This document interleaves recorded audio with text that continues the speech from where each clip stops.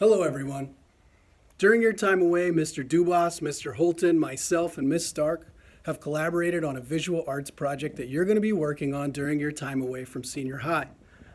We're asking that you use a variety of materials you can find in your home to complete self-portraits by each scheduled meeting time of your class. By the first week of May, you should have a series of 15 completed works showing how your emotions have evolved. We're meeting the new challenges of this pandemic every single day, and we want to know how that's affecting you.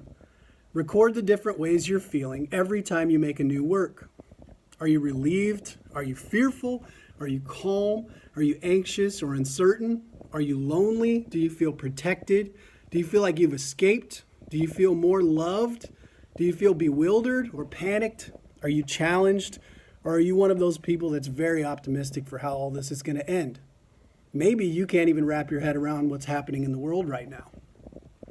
As artists, we show what we're feeling through our artwork. Making self-portraits to show your perception of where you are mentally and physically during the coronavirus situation is going to help you document and get through this crazy time. Your art instructors will be doing the same, and we want you to also include other family members. One of the ways creativity is fostered is to develop solutions to problems. If you get nothing else out of this presentation, remember these next two things. Number one, we want you to make self-portraits that reflect your emotional perspective on the current situation. And number two, we want you to find creative methods and materials to create these works of art. That means basically there are no rules for how you can complete these drawings, these paintings, these sculptures, whatever you're going to do. Another important part of this is to remember, art equals skill plus idea plus the human experience. We teach you guys that in every single class, and we're trying to hammer it into your brains right now. Idea is the reflection of your creativity.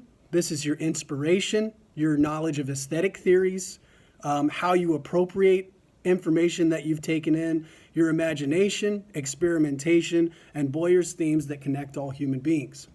Skill allows you to put the media processes and techniques you've learned into practice to most effectively express your idea.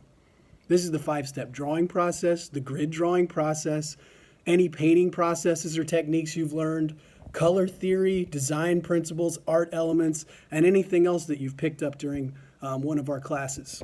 The human experience, which is a really big part of what we're trying to get across right now with these portraits, is the cultural component that allows you to visually express your world and what is happening in it. It takes your artwork from decoration to commentary. It is your personal perspective of the time and place you live in. Try to keep all that in mind as you're making these 15 works of art.